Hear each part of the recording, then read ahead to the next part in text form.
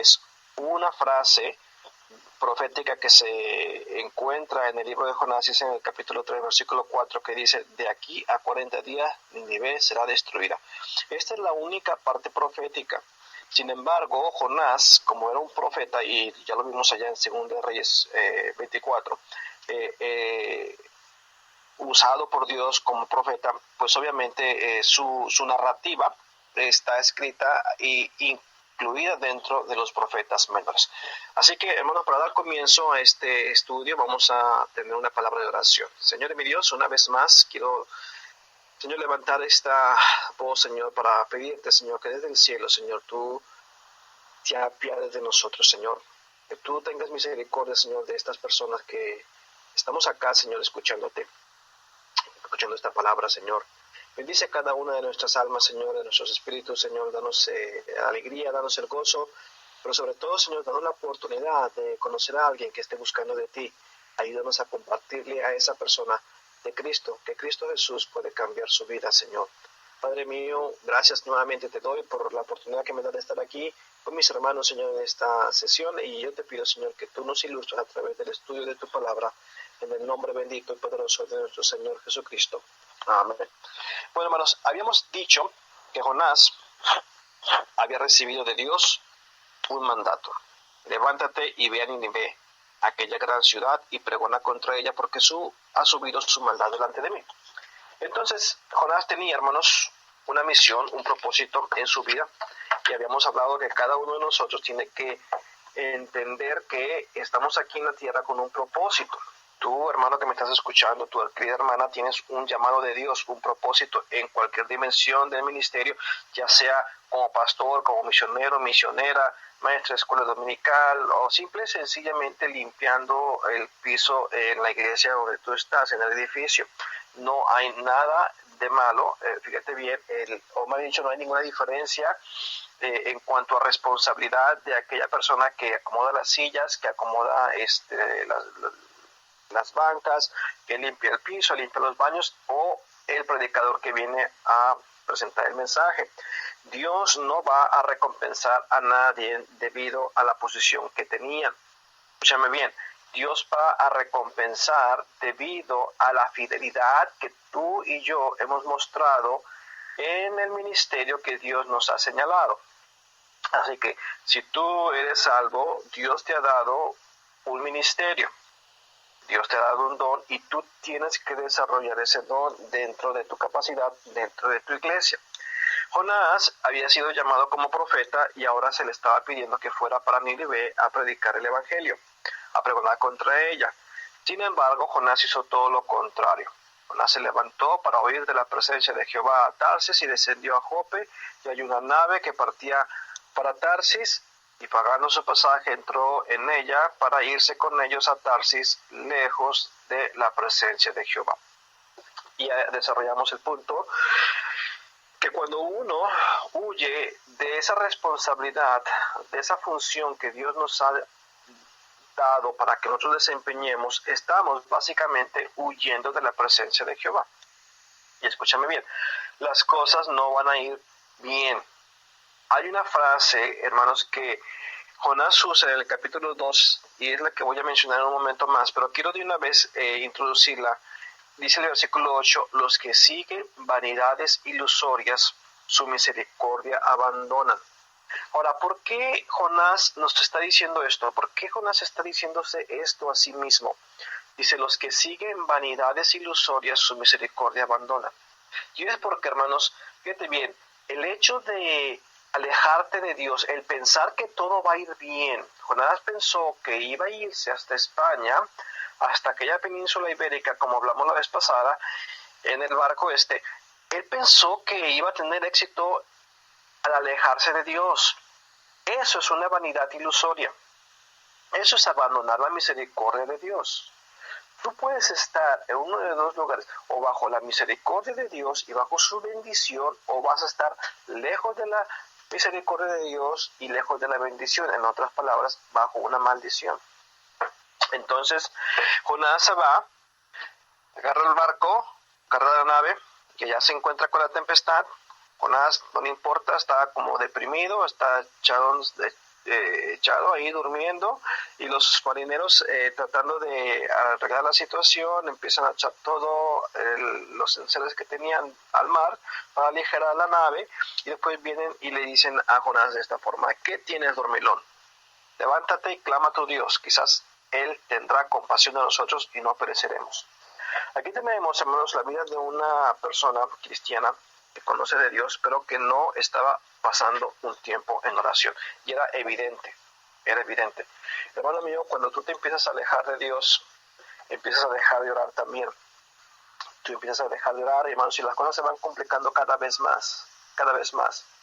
Y fíjate bien, en el versículo 8, y ahí yo estuve un momento también la vez pasada, en una serie de preguntas, cuando hay una confrontación hacia Jonás, te dicen: decláranos ahora, ¿por qué nos ha venido este mal? ¿Qué oficio tienes? ¿De dónde vienes? ¿Cuál es tu tierra y de qué pueblo eres? Fíjate bien el interrogatorio que le hacen y esa confrontación. ¿Qué oficio tienes? ¿De dónde vienes? ¿Cuál es tu tierra y de qué pueblo eres? Esas preguntas tienen que estar bien marcadas en nuestra vida, hermanos, y cada uno de nosotros debería de tener una respuesta para cada una de estas preguntas. ¿Qué oficio tienes? ¿Cuál es tu función en este mundo? ¿Cuál es el llamado que Dios te ha dado? ¿De dónde vienes? ¿De dónde vienes? ¿De dónde Dios te sacó? ¿Y cuál es tu tierra y de qué pueblo eres? Identificarnos, hermanos, como cristianos.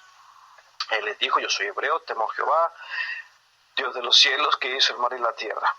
Y bueno, el asunto que fue llevándose a cabo aquí, hermanos, lo vimos la vez pasada. Entonces los marineros que no querían echarlo al agua, pero él pidió que lo echaran al agua. Él pensó que su vida iba a terminar allí, iba a tener, hermanos, ya una paz, y el asunto se complica aún toda vez más. Dice así la palabra de Dios en el versículo 1, cuando él entra al agua, dice así: entonces oró Jonás Jehová su Dios desde el vientre del pez.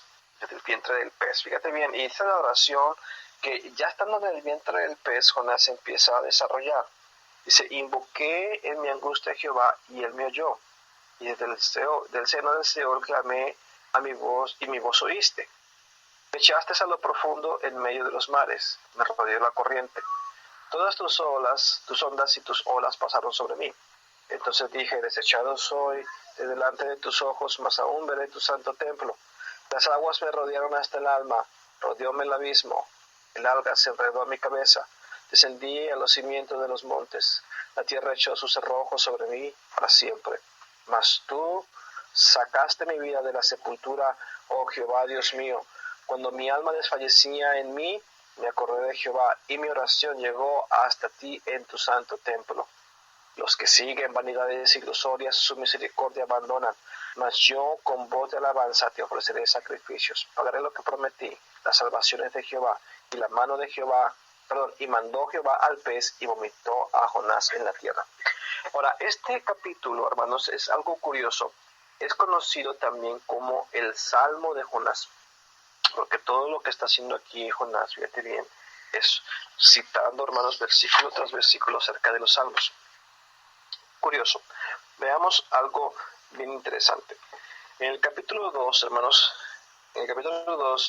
vemos, como digo yo, este capítulo que es conocido como el Salmo de Jonás, porque son muchas las frases que son citadas de los salmos, como el Salmo 18, el Salmo 31, el Salmo 32, el Salmo 69, el Salmo 86, el Salmo 88 y el Salmo 120.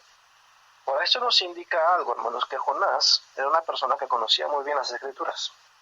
¿Ves? Y esto es bien importante, hermano, porque en este momento yo no creo que Jonás traía una Biblia en la mano. Era, hermano, prácticamente imposible. Sin embargo, esto nos muestra, hermanos, cómo una persona que conocía la palabra de Dios pudo usar, hermanos, ese conocimiento que tenía, hermanos, en medio de la angustia. Es bien importante que cada uno de nosotros conozca la palabra de Dios, que la atesore en su corazón. Bueno, el cerebro es un músculo que muchas veces está en reposo, no se usa. Y cada vez que lo usamos, se va ejercitando más. Y tenemos que ejercitarlo de tal forma que nosotros lo memoricemos, hermano, la palabra de Dios. ¿Cuántos versículos de la Biblia usted conoce? ¿Cuántos pasajes? ¿Cuántos versículos bíblicos usted ha memorizado desde que comenzó el año? Hermanos, entre más memoricemos la palabra de Dios, fíjate bien, más uso para nuestro beneficio va a ser. Muchas veces hacemos la excusa, no, es que a mí no se me queda la palabra de Dios, pero es que ni siquiera lo intentamos. Y ahí es donde está el problema. No leemos la Biblia, no le intentamos memorizarla, hermanos, y damos simple, sencillamente una excusa detrás de otra.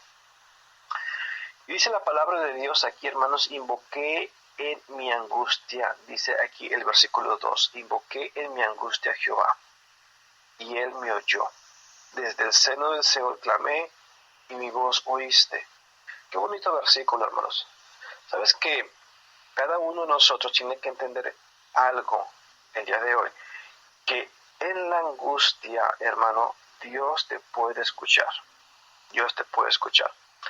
Yo tengo aquí en mi escritorio, y lo estoy viendo en este momento, un papelito que alguien nos regaló hace tiempo atrás, hace ya varios años. Él es esposa de un pastor amigo mío. Él está ahorita pastoreando en el estado de Colorado, en Estados Unidos, pero escribió una fracción del Salmo 52, y cada vez que lo leo me acuerdo de ellos, y lo tengo aquí, hermanos, como algo bien especial, porque miren lo que dice: ten piedad de mí, oh Dios, conforme a tu misericordia. Esconde tu rostro de mis pecados, y borra todas mis iniquidades. Crea en mí, oh Dios, un corazón limpio, y renueva un espíritu recto dentro de mí. Fíjate, esto es parte de una oración que el rey David hizo, hermanos. Es bien bonito el poder nosotros, hermanos, entender que dentro de la angustia Dios puede ser alcanzado.